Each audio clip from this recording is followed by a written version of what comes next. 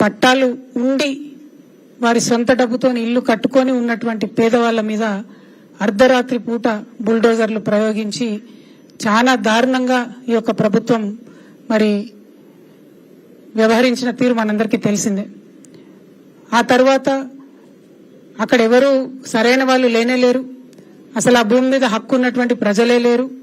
ఇక్కడ ఉన్న వాళ్ళంతా కూడా ఏదో కబ్జాదారులు అన్నట్టుగా బాధితులను అవహేళన చేసినటువంటి మంత్రులందరి సంగతి కూడా గత 15 రోజుల్లో మనకు చూస్తూ వచ్చినాం. ఇక అన్ని రాజకీయ పార్టీలు పోయినాయి వచ్చినాయి టూరిస్ట్ లెక్క, కానీ పెద్ద ఎత్తున పోరాటాలు చేసినట్టుగా కనబడలేదు. సరే, వారి వారి స్థాయిలో వారి వారి శైలిలో ఒక్కొక్క పార్టీ ఒక్కొక్క స్టాండ్ తీసుకున్నది. కానీ మరి ఈ ప్రభుత్వాన్ని ఇట్లా కర్కశంగా అన్ని అర్హతలు ఉన్నటువంటి పేదవాళ్లు ఒక చిన్న గూడు కట్టుకొని ఉంటే ఎటువంటి అడ్డంకి లేకుండా వాళ్ళని కూలగొట్టచ్చనే ధైర్యం ఈ ప్రభుత్వానికి మనం ఇద్దామా, లేకపోతే దానికి అడ్డుకట్ట వేద్దామా అనేటటువంటి ప్రశ్న వచ్చినప్పుడు ఇది ఒక వెలుగుమట్ల విషయం కాదు. పేదల పట్ల ఈ ప్రభుత్వం వ్యవహరిస్తున్నటువంటి తీరు, పేదల పట్ల ఈ ప్రభుత్వానికి ఉన్నటువంటి ఒక వైఖరి అభిప్రాయాన్ని తెలియజేసేటటువంటి అతిపెద్ద సంఘటన. దీన్ని వదిలేద్దామా, లేదు ప్రభుత్వానికి గుణపాఠం చెప్దామా అని ఆలోచిస్తున్నటువంటి తరుణంలో ధర్మ సమాజ్ పార్టీ విశారదన్ గారు నేను చర్చించుకొని మరి ప్రతి ఒక్క పార్టీ పోయి వచ్చినట్టుగా ఇట్లా పోయి అట్లా రావచ్చు, పేపర్లో ఫోటో వేసుకోవచ్చు, కానీ పరిష్కారం కావాలంటే మాత్రం ఒక కార్యాచరణ రూపొందించుకోవాలని చెప్పి నిర్ణయం తీసుకొని మొన్న 9వ తారీఖు నాడు ఖమ్మం వెళ్లడం జరిగింది.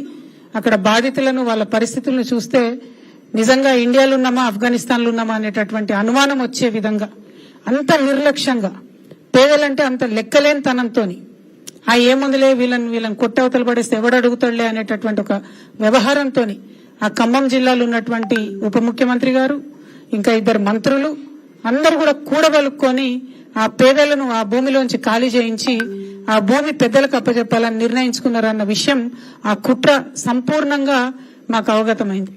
దాంతోనే ఈ కుట్రను ఎట్లన్నా ఛేదించాలి, ఇది భూదాన్ భూమి అంటే పేదల భూమి, పేదలకు అప్పగించాలి ఈ భూమిని అని చెప్పి ఒక సీరియస్ డెసిషన్ తీసుకొని మొదట పెద్ద మహాధర్నా ఒకటి ఖమ్మం పట్టణంలో చేసి ఆ తర్వాత మరి అక్కడికక్కడే నిర్ణయం తీసుకొని నిరవధిక నిరాహార దీక్ష చేపట్టాలి అని చెప్పి అక్కడ మొదలు పెట్టడం జరిగింది. మరి అక్కడ ఎక్కడైతే బాధితులు ఉన్నారో అదే చోట అదే అంబేద్కర్ హాల్లో కూర్చొని దీక్ష ప్రారంభించడం. ఆ తర్వాత పోలీసు వాళ్ళు వచ్చి అరెస్ట్ చేసి మమ్మల్ని హైదరాబాద్ తరలించిన తర్వాత కూడా విశారదన్ గారు వారి ఆఫీస్లో, నేను మా ఆఫీస్లో, ఎందుకంటే పోలీసు వాళ్ళు తీసుకొచ్చి మమ్మల్ని అక్కడ వదిలేసినారు కాబట్టి వాళ్ళు ఎక్కడ వదిలేస్తే అక్కడ కనీసం ఇంకొక ఇంటి దగ్గర కానీ ఇంకో దిక్కుపోకుండా ఇమీడియట్ గా పోయి దీక్ష శిబిరంలో కూర్చొని అట్లానే దీక్ష కంటిన్యూ చేసినటువంటి సందర్భం తెలంగాణ ప్రజలందరూ కూడా తెలిసిందే. అయితే ఇవాళ దీక్ష చేయాల్సినంత భయంకరమైన పరిస్థితి ఏంది అంటే ఇవాళ ప్రభుత్వం ఒక ధైర్యంతోనే, అంటే మీడియా మా పక్షాన ఉంది, అధికారం మా పక్షాన ఉంది, అధికారులు మా పక్షాన ఉన్నారు, ఏం చేసినా చెల్లుతుంది అనేటటువంటి ఒక ధైర్యంతో పేదవాళ్ళ ఇండ్లు కూలగొట్టేసింది.